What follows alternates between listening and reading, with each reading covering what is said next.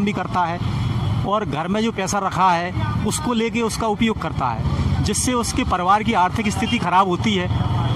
इसलिए मैं तो ये कहूँगा कि ये सट्टा जो खुलेआम चल रहा है इसे बंद होना चाहिए, ये गैर कानूनी है और इसमें जो सरकार सो रही है उसको ध्यान देना चाहिए।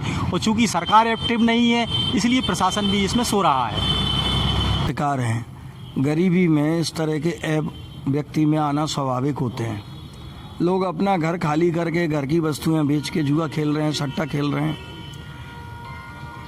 पुलिस प्रशासन की जहाँ तक बात है, पुलिस प्रशासन एक सीमा तक रोक सकती है, लेकिन पुलिस के ही कुछ कर्मी इन गतिविधियों को बढ़ावा देने में भी अभ्यस्त हैं, ऐसा देखा गया है। तो अब ये हो रहा है, इसके लिए कठोरता से शासन को ही कदम उठाने चाहिए मेरे विचार से, क्योंकि अल्टीमेटली जिला प्रशासन अधीन तो राज्य शासन के अधीन होता है। राज्य शासन कुछ अच्छी नीतियां बनाए जिससे लोगों को रोज़गार मिले। रोज़गार का अभाव, मजदूरी का अभाव, काम का अभाव भी इन बुराइयों को जन्म देता है, ऐसा मेरा मानना है। तो राज्य शासन को इस पर सोचना चाहिए। कहीं ना कहीं जो शिवपुरी के युवा हैं वो नौकरी उनको नहीं मिल रही है और कहीं ना कहीं बेरोजगार हो गए हैं। अब जो युवा हैं वो कहीं ना कहीं इन जो व्यापार जो चल रहा है अवैध, इसमें जुड़ रहे हैं, थोड़े से पैसे के लालच में जुड़ रहे हैं। तो जो देश का भविष्य युवा है वो किस ओर जा रहा है आपकी समझ से? नहीं, ये तो पूरे हिंदुस्तान में आप सोशल मीडिया पर देख लें, क्योंकि जो हमारा मेन मीडिया है वो तो इन चीज़ों को दिखाता नहीं, लेकिन सोशल मीडिया पर इस तरह की कुरीतियाँ और आदतें ये समूचे भारत में दिखाई जा रही हैं कि जिस तरह से केंद्र की सत्ता हो, चाहे सत्ताएँ हों, इसमें इनकी नीतियों के कारण, आर्थिक इनकी जो नीतियाँ हैं इनके कारण जो है रोज़गार का अभाव हुआ है।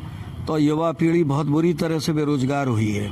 और महामारी काल के बाद तो निरंतर, अब अलग अलग आंकड़े हैं, लेकिन 13 करोड़ लोगों की नौकरियां गई हैं इस महामारी काल में। और पहले से बेरोज़गार जो थे वो तो थे ही थे। तो भारत में जब भी बेरोज़गारी आएगी, युवा हाथों को काम नहीं मिलेगा, तो चोरी चकारी तो बढ़ेगी, अपराध बढ़ेंगे, लोग एक दूसरे के धन संपत्ति खींचेंगे। बहुत सी खबरें ना प्रिंट मीडिया में आती, ना इलेक्ट्रॉनिक मीडिया। गाँव में देखिए ना, स्टार्टर चोरी हो रहे हैं, केबल चोरी हो रही हैं, पाइप चोरी हो रहे हैं, फसलों की चोरी हो रही है। तो निरंतर ये चोरियां बढ़ती जा रही हैं और निरंतर समाज में बढ़ती रहेंगी जब तक रोज़गार के अवसर ना होंगे। बढ़ती हुई आबादी ने भारत के विकास को जो अवरुद्ध किया है वो तो कारण है ही। सरकार की जो आर्थिक नीतियां हैं उसने भी युवा शक्ति को बेरोजगार किया है। तो ये सब दुष्परिणाम सामने होंगे। प्रदेश में बीजेपी की सरकार है और शिवपुरी में प्रशासन के सामने जो स्नैक है और सट्टा है, जुआ, एक बड़ा मुद्दा शिवपुरी में चर्चित है। इस पे आपका क्या कहना है? ऐसे विषय पूर्व में भी आए थे कि शिवपुरी में खुले तौर पर स्मैक बिक रहा है, लेकिन इन सब चीज़ों को हमारी सरकार ने, हमारे मंत्रियों ने बड़ी दमदारी से दबाने का प्रयास करा, जो क्राइम ख़त्म करने का, और जो लोग इसमें लिप्त थे उनको सज़ा दिलाने का भी काम हमारे शासन प्रशासन ने किया। लेकिन शिवपुरी में एक मामला देखने को आ रहा है कि गली गली, जैसे कि कल मैंने पड़ताल की थी, उसमें कई ऐसे फर्द देखने को मिले जिधर पर्चियां कट रही हैं। तो अब बीजेपी क्या करेगी? ऐसा अभी कोई विषय संज्ञान में तो नहीं आया, चूँकि आप बता रहे हैं, हो सकता है आपके संज्ञान में आया हो।